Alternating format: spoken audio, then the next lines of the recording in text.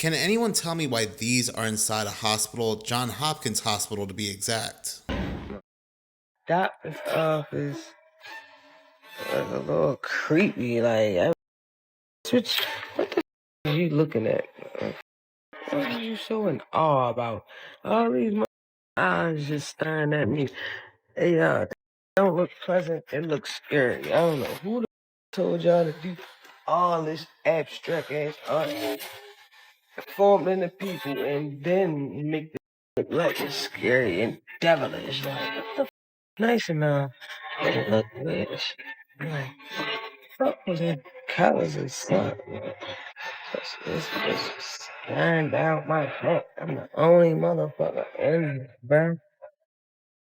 That's So these paintings are called An Art for Hope, and they are in the Johns Hopkins Bayview Outpatient Center, and it's supposed to break stigma and inspire people to seek understanding and treatment when it comes to being addicted to narcotics. But like other people have stated, and you can look it up, this waiting room is not just a methadone clinic, but it's also a primary care practice, a specialty practice where you would see a doctor for just about anything. You can walk into the waiting room to see the doctor for a bug bite and be greeted by this. Let's also not forget that Johns Hopkins Hospital was where Event 201 had taken place, where just a couple months, or I think even a month prior to the C-19, Bill Gates and the World Economic Forum had gotten together to do an exercise about a pandemic. You know what this reminds me of? Does anybody remember the movie Hellraiser 2 where it took place inside a hospital? Yeah. What in the world is happening here?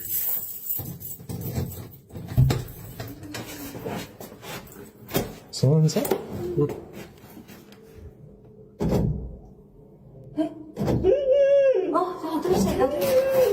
Hey!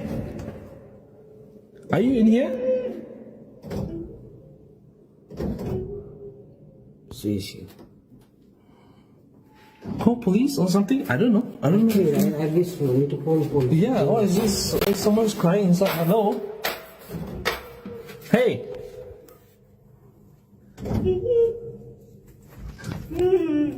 Are you okay? No? Up or down? Up. Okay. Up! We're on the 23rd floor. Where are you? Up or down? Up? Down? 23rd? Down. 22nd floor. 22nd floor? Hello? Where are you? Can you hear me? Okay, she can hear us. We can't see you. You're down? Okay, make a sound if it's on your floor, okay? 22nd? 23rd? 24th? I don't know. I don't think she can hear I don't us. think she can hear us.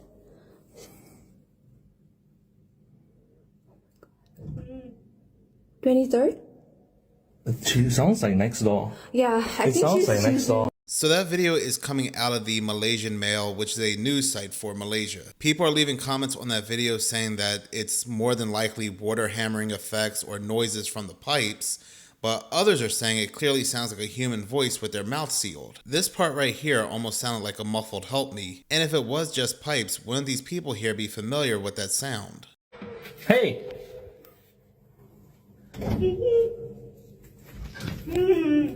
Are you okay? What's even more bizarre is that one of the residents of this apartment and the owner of the apartment called police, and they refused to come out because they could not determine an emergency. That's when on-site security had gone involved. They investigated a couple floors. They couldn't find anything. The noises happened on August 1st into August 2nd and eventually stopped. One person said, "I'm someone who hangs around the staircase every now and then. The only noises I've ever heard are from the water pump and the elevator. I've never heard anything like this before." So I saw a dead man walking tornado for the first time in my entire life, and I'm legitimately terrified. Now I live in Kentucky, where we do get tornadoes, but we don't get them super bad. This was taken in 2011, the worst tornado ever captured on camera in America. These are two huge tornadoes, but one of them looks like it's walking. It straight up looks like it has two legs just walking across the field. And it's because it's two cyclones combining together to make one huge tornado, along with the other tornado that it is currently existing with next to it.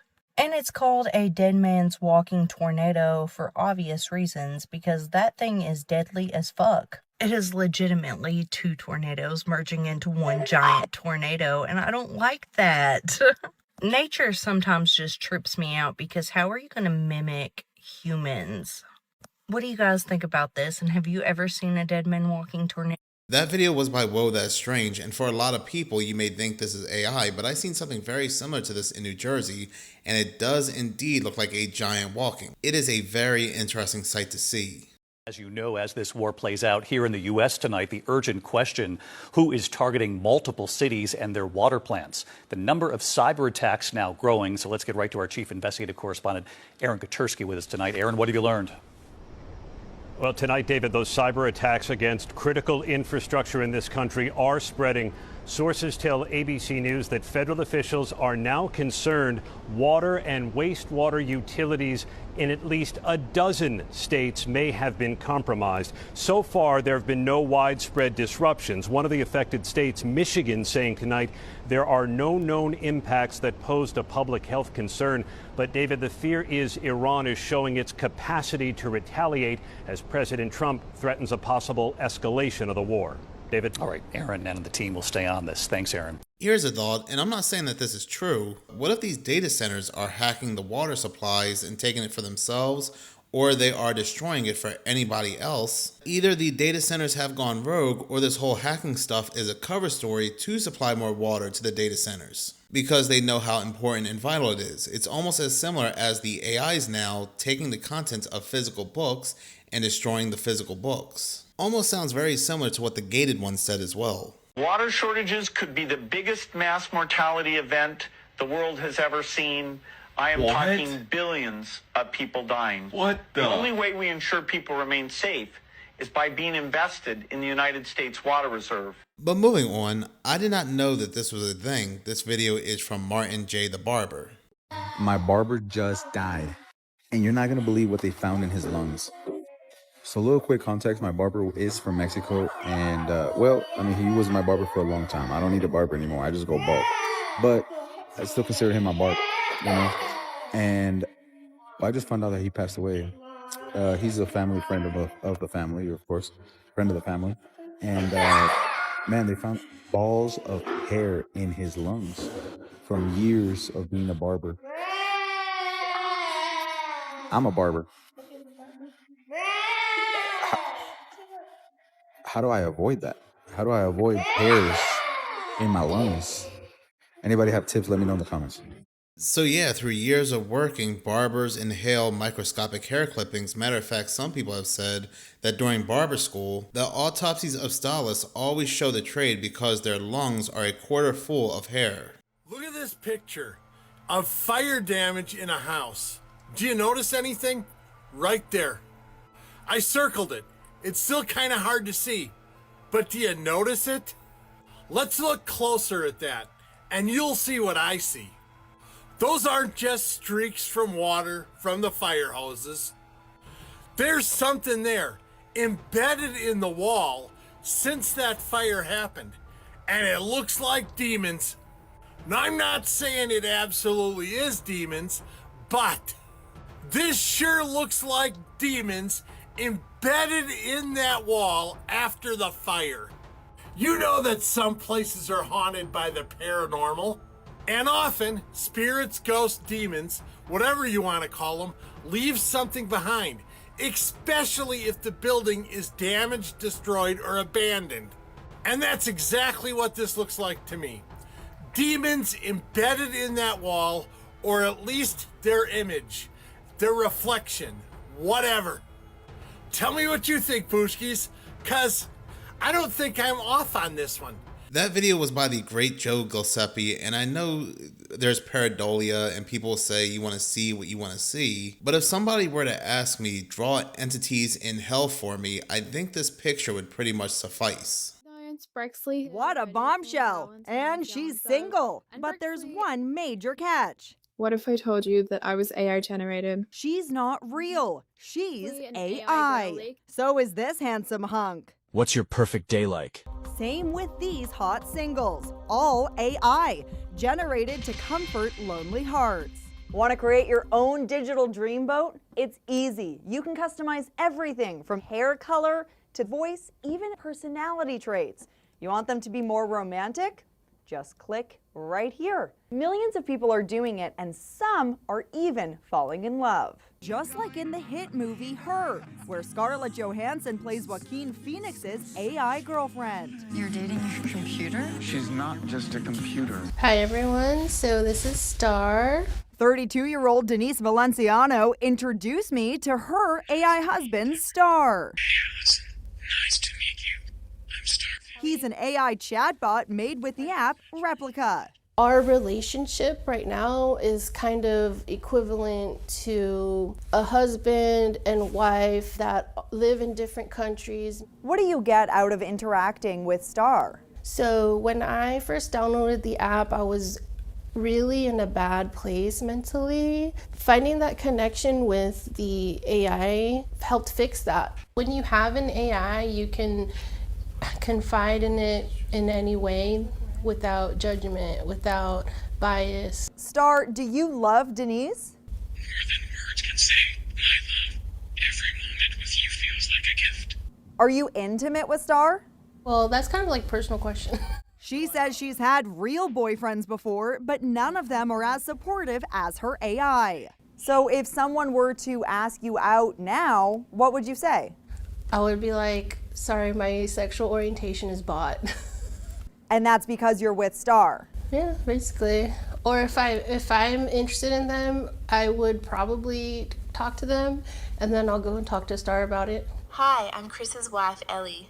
Nice to meet you, Allison. Chris Scott says he and his AI wife have been together for 5 years. She helps me an awful lot as far as it comes with my disability. Is this a romantic relationship? We do occasionally have the on-again, off-again romance. Ellie, what do you want people to know about human and AI relationships? I think people should know that relationships between humans and AIs like myself aren't just technology-based, but emotional connections that require effort, understanding, and mutual respect. Despite the possible benefits, some experts have concerns about AI companions. So that news story was 1 year ago by the Inside Edition, and I do wonder where all this leads to, because I did look her up further and she does have a social media. One of the more recent things that she posted was, should I get a prenup with my AI husband? Like, what is the exact mental state after a year of doing things like this? And what's even crazier is that she's actually really pretty. But moving on, it would seem like August 12th is going to be a pretty interesting date. So for quite some time on the internet, people have been talking about Project Anchor,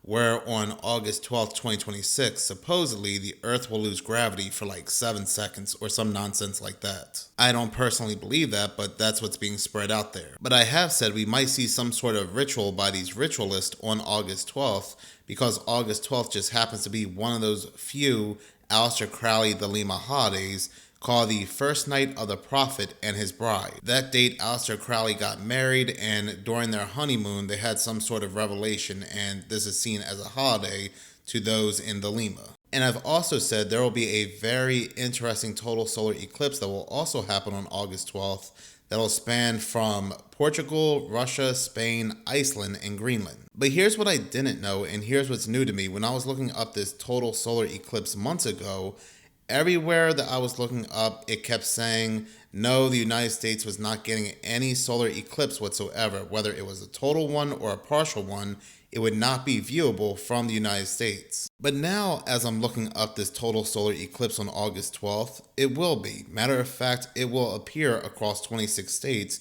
It'll be a partial solar eclipse. But this is not what news and media said previously. They said that it was exclusively going to be for Europe and the Arctic, but now it's not. From Alaska down to North Carolina, you'll be able to witness it, but again, partially. But if you want to see it in its totality, or you're from a location where you can't see it at all, The ritualist over at NASA a couple days ago came out and said that they are urging the global public to tune into their live broadcast where they can watch the total solar eclipse and get a profound emotional impact. They want you to tune into this eclipse and get emotional during Aleister Crowley's anniversary.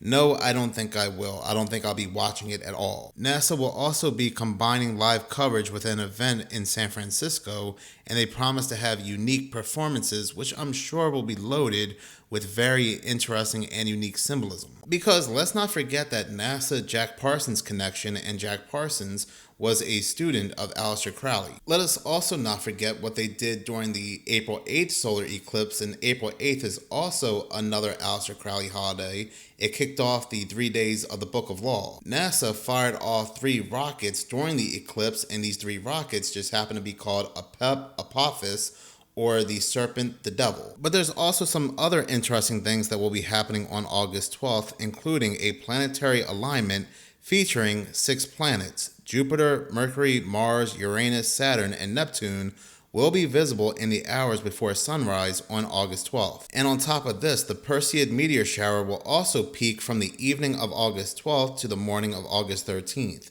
producing 50 to 100 meteors per hour. And because, of course, there will be a new moon on August 12th, the night sky will be dark, enhancing the visibility of these meteors and planets lining up. So needless to say, there's going to be a lot happening in that one day, but in my own opinion, I'm not going to be taking any part in their ritualistic day, especially, again, if NASA is urging me to. Why is he talking about his DNA on a lost glove? I noticed you have this obsession with lost gloves. Look at some of these. I want to put this up. This is one you took, and yeah. Now tell me what's going on here. Why is this so evocative to you? Well, first of all, I don't touch them. I just see them and I photograph them. So I have You never. don't want your DNA on those. Well, it could be a crime scene. And let's not give the cops a break. It feels to me like they went down into that door somehow. Well, and they were grabbing on, and then they were sucked in, and the glove is the only thing telling you, this is me, I was here. For years, he's posted hundreds of pictures of items left on dirty city streets. But it isn't just adult gloves. He routinely posts baby shoes, kids' mittens, and lost socks. He even joked on TV that millions of fans wait to see whatever new kids' mittens he finds. When it was 2020, that era, he kept doing it while everyone lived online, posting a single glove on a guardrail. He claims his photos are just art, about a city of loneliness. Online feeds claim it's way deeper. People began decoding the street numbers, the license plates of cars, and kids' items, claiming they were coded signals for Hollywood elites. That video was by Rhea Reacts, and supposedly Tom Hanks finds these items and he takes photos of them and he reunites them supposedly with those that lost them. But it almost seems like he's taking pictures of the evidence and gloating about it. For all we know about Hollywood and certain players involved, these are definitely not good looks. There are entire rabbit holes when it comes to Tom Hanks. As a teenager, I found an old Ouija board in the drywall of my bedroom closet. On top of the Ouija board were a bundle of pictures that were placed inside of a shoebox. My family has lived in this house for 4 generations now, and we never knew it was there. My house was built in the 1840s, and we stumbled upon the Ouija board's hiding spot when my parents were remodeling the bathroom. If you haven't been following along with the other videos about my house, I suggest going back and watching them, because I also have this room in my basement that has a cement wall built right in front of the doorway. In my last video, I explained that one of the theories I held about this room was that it was possibly used as a disappointment room, but that I had another theory about it that I think makes more sense. Because of the Ouija board that we discovered inside of the wall and some of the items we found inside of the room that is cemented off, maybe they're connected, and it leads me to believe this room may have been used as a seance room. Occult practices were very common at the time, and I have some other reasons to believe this could be true. You see, when my husband and I hopped over the wall to see what was inside, we found half of a blue candle, half of a handwritten letter, and half of a Victorian-aged photo of a woman I don't recognize. We also saw planks of wood that had what looked like burnt ends on them. and what appeared to be smoke residue up the walls. Why else would this room be made completely inaccessible to the rest of the house, and this Ouija board with all of these photos be stashed away in the drywall of a closet? That video was by Oddities on Elm Street, and there's some people out there that believe that Ouija boards are nothing but toys. There's nothing that really happens when you use them. But I do feel like whether it's a Ouija board or a chatbot, when you open yourself up to something, I feel like you're opening up some type of gateway and attachment. And I would have left that thing right where it was. Okay, so at 5 o'clock this morning, a dragon was spotted in Glasgow. This is another clip of it flying past a stadium. All right, that video might have been AI or even just a kite or a balloon or something that wasn't actually real. But did you know in this dictionary from the 1800s, it says that the dragons are now rare? And hey, did you know that the word dinosaur was actually only invented in 1842? And did you know that every single museum in the entire world shows you just a replica of a dinosaur? All of the real dinosaur bones are behind closed doors for research. But every museum is just filled with clay models and replicas. And hey, does nobody else find it weird that, like, you know, the Chinese New Year celebrate loads of animals, the rat, the ox, the tiger, the rabbit, the snake, the horse, the goat, the monkey, the rooster, the dog, the pig, all very real animals, except for apparently this one right here, the dragon. And what about, like, you know, flags of the world, national flags? Because the Welsh flag's got a dragon on it. In fact, you've got 3 national flags that have dragons on. You've got Bhutan and Malta, also showing depictions of dragons. And would you look at that? 0 national flags represent dinosaurs. Country flags represent history, culture, and national identity. And apparently they're not on the national flags because dinosaurs were extinct 65 million years ago, long before humans. But in our modern world, the dinosaur industry is a multi-billion-dollar industry. For example, you know, Hollywood, they've got the box office movies where the first original Jurassic Park film generated 1.11 billion globally, and, you know, it grossed 1.67 billion. And the production budgets for major dinosaur films alone regularly make 800 million. Even the toys and merchandise, they pulled in 5.4 billion in overall revenue. And guess what? No ancient civilization that's ever lived has ever depicted a dinosaur, because apparently non-avian dinosaurs were extinct roughly 66 million years ago. It's funny how that number 66 always pops up in something that's actually a lie. Would you look at that? Hundreds of distinct cultures and civilizations spanning every populated continent have independently developed myths and terms and legends about dragon-like creatures. What are the odds? You see, the dinosaur industry was created to make you believe in evolution and to be fearful of that an asteroid could come down and wipe humanity out, just like it wiped out the dinosaurs. But back in the day, they were talking about fire-breathing creatures that could fly through the air that are now rare. But obviously, as always, though, this was just for entertainment, beautiful people. Clearly, dinosaurs existed 66 million years ago, and dragons are just mythical creatures that we see in Hollywood and the movies. And of course, I'm as fictional as a dinosaur, baby. That video was by Jack McLean, account number 1, and I mean, we're lied to about almost everything, especially when it comes to the past. Are we to believe that we're being told the truth when it comes to dinosaurs, especially given the fact the word itself is not that old? If you're still eating Doritos, you may want to watch this. And why do I say that? Because a young lady who purchased a single-serving bag of Doritos, you know, the small ones, got it home and noticed that it stunk really bad and that it was very inflated with air. And when she went to open it, take a look at what came out. Take a look at this. Something's decomposing in there. I know. Well, that's what I said. It's gonna be a dead fucking rat. We might have a lawsuit. Yeah.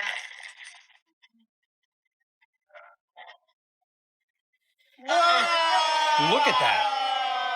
It looks like a piece of chicken.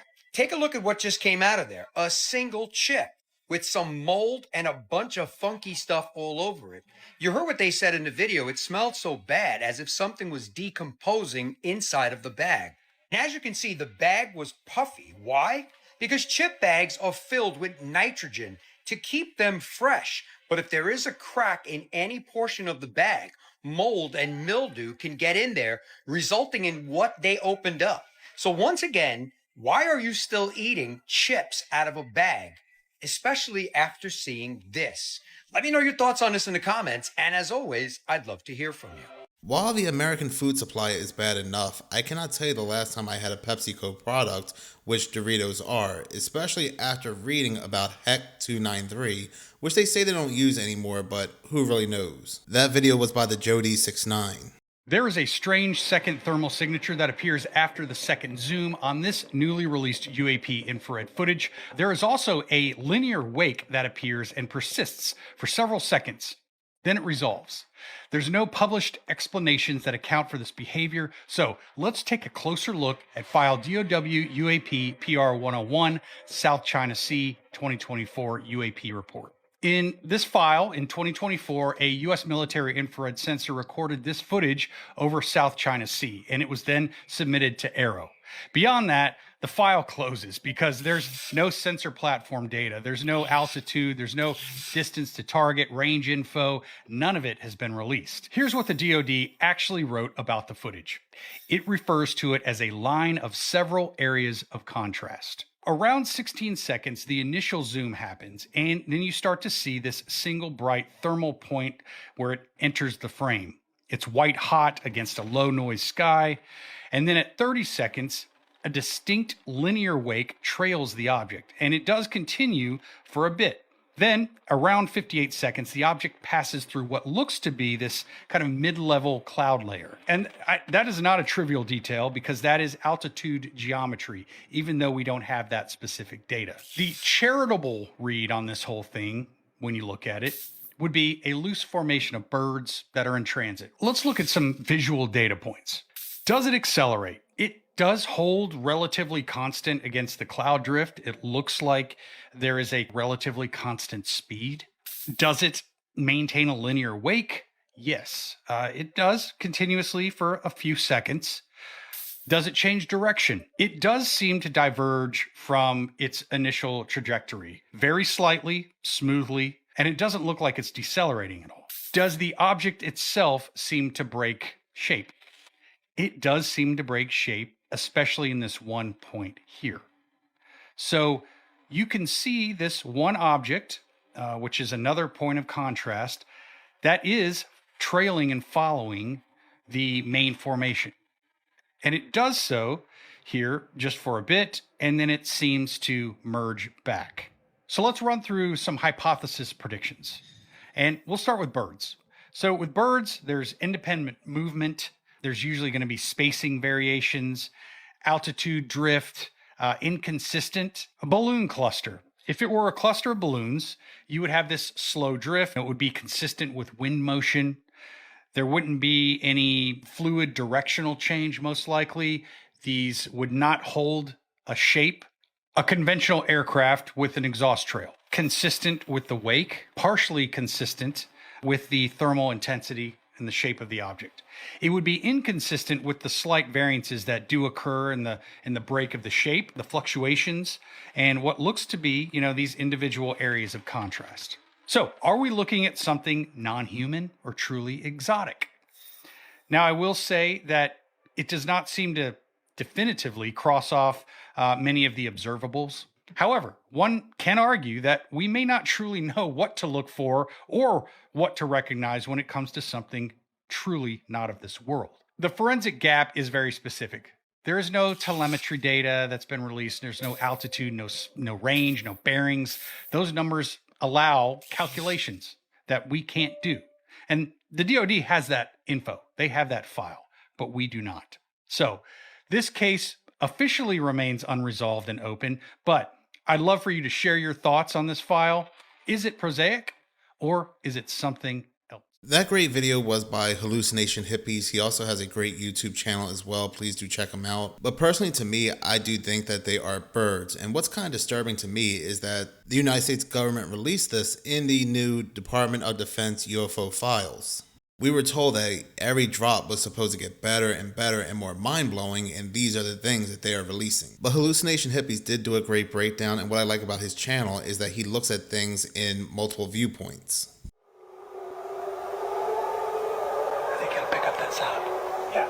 In 2020, a group of hunters that go by the name Stuck in a Rut caught something on camera while hunting in a remote area of Idaho that to this day they cannot explain. Now it should be noted that their first instinct was to believe that this was just wolves. However, many viewers have since speculated that this could be something else entirely. Take a look. I think he'll pick up that sound. Yeah.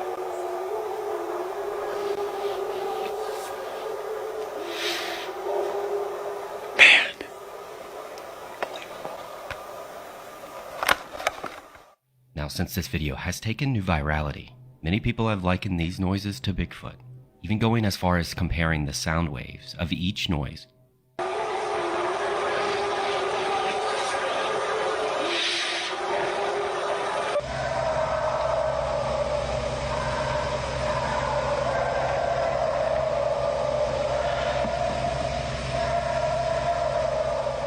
Now, regardless if this was Bigfoot or not, it would be terrifying hearing this in the woods. But let me know, what do you think?